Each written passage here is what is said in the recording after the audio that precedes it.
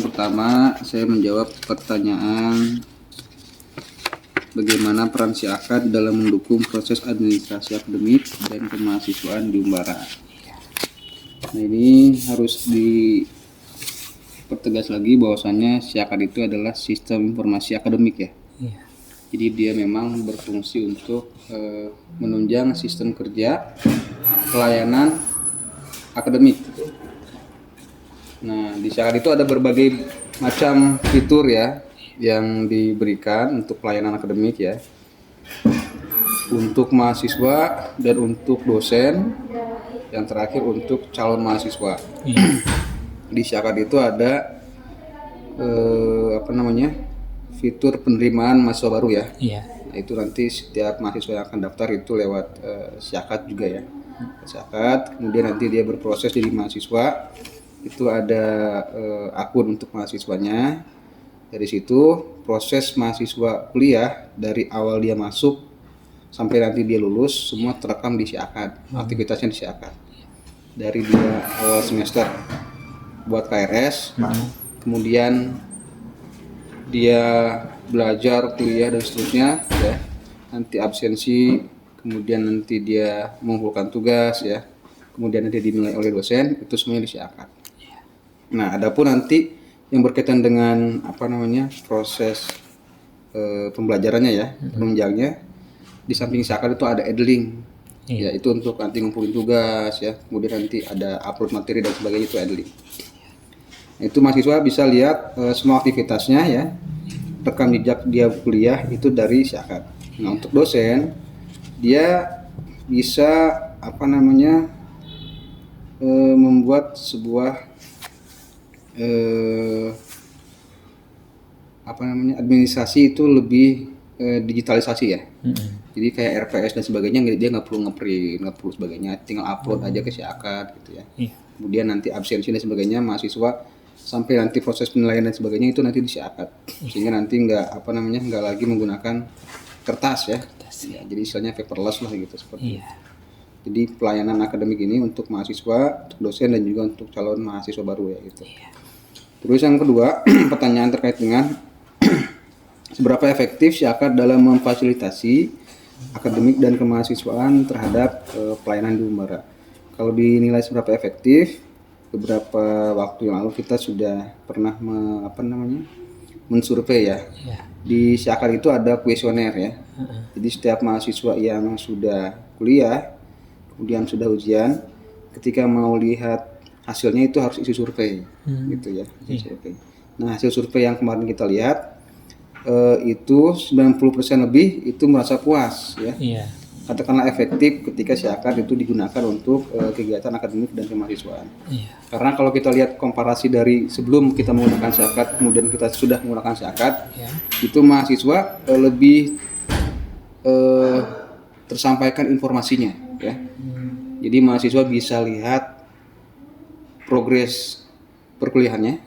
Mahasiswa bisa lihat semua hal yang berkaitan dengan administrasi keuangannya juga. Jadi mahasiswa bayar apa aja, mahasiswa sudah bayar apa aja nanti ketahuan di SIAKAD. Sehingga kalau ditanya seberapa efektif, alhamdulillah selama ini sangat efektif ya. Sangat efektif. Mendukung kinerja pelayanan di kampus. Pertanyaan yang ketiga, seberapa penting integrasi antara SIAKAD dengan administrasi akademik dan kemahasiswaan? Ini sangat penting. Karena kalau hari ini kita tidak ditunjang oleh sistem yang terkomputerisasi ya, efektivitas kerja kita akan tidak signifikan ya. Jadi waktu kita banyak digunakan oleh kerja-kerja yang manual gitu ya. Yang seharusnya pekerjaan yang bisa selesai 15 menit ini karena manual jadi 30 menit ya.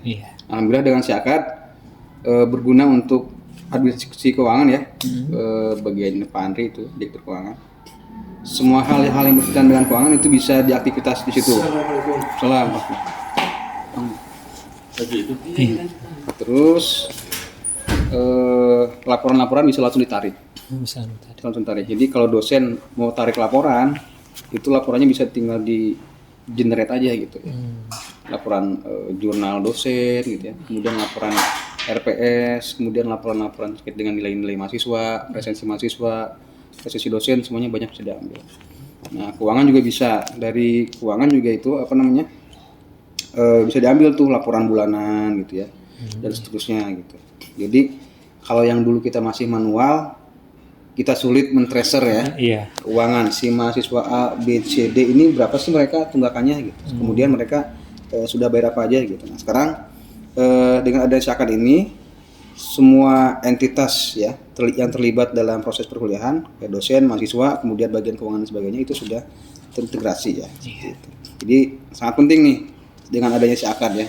Kalau nggak pakai Syakat, misalnya meskipun sehebat-hebatnya pakai Excel gitu ya, tapi tidak terkoneksi dengan internet dan sebagainya itu sayang.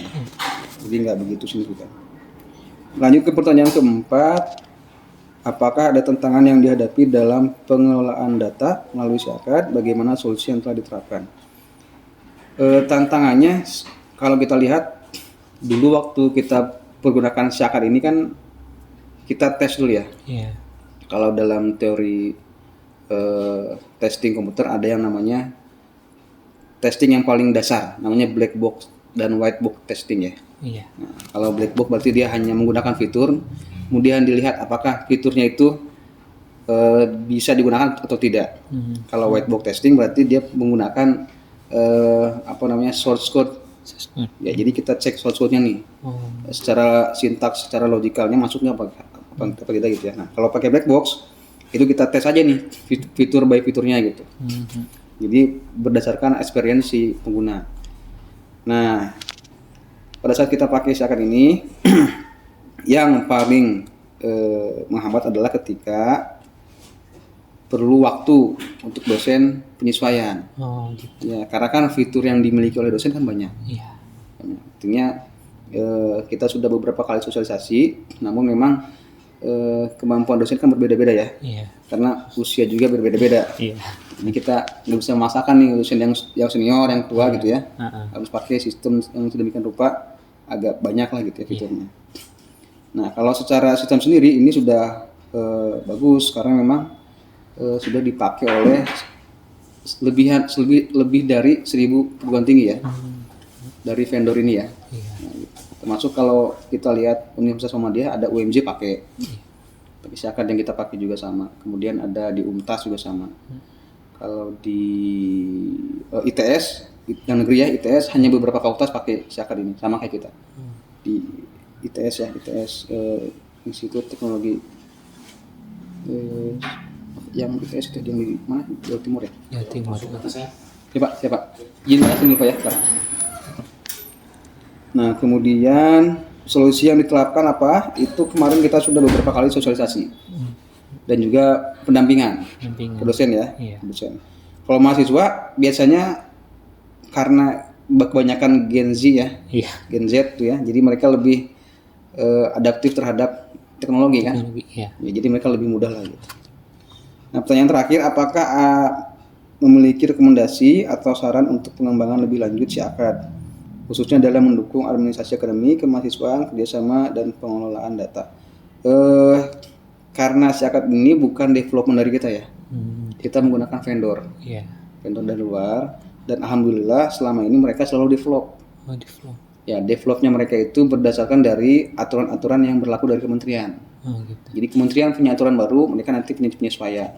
Jadi developmentnya berdasarkan aturan, tidak development berdasarkan keinginan-keinginan saja nih. Gitu. Adapun terkait dengan user interface-nya atau user experience-nya, itu mereka selalu menyesuaikan dengan teknologi-teknologi terbaru, sehingga tampilan-tampilannya jauh lebih lebih enak dilihat gitu ya, dan seterusnya lah gitu. Dan secara reliabilitas atau kehandalan ini juga sudah cukup bagus gitu. Cukup bagus ya. Sehingga nanti pengembangan lanjut ke depan Syakat, kalau yang paling fundamental bagi kita ketika nanti kita mampu untuk develop sendiri, kita mau develop sendiri nanti Syakatnya. Tidak menggunakan vendor lagi ya. Cuman itu kan butuh infrastruktur, butuh SDM yang memang secara cost itu tidak murah. Cukup mahal. Nah, tapi sekarang kita siasati dengan menggunakan Syakat dari vendor yang memang sudah memiliki kredibilitas yang tinggi ya. Seperti itu. Itu paling. Terima kasih. Baik Bapak.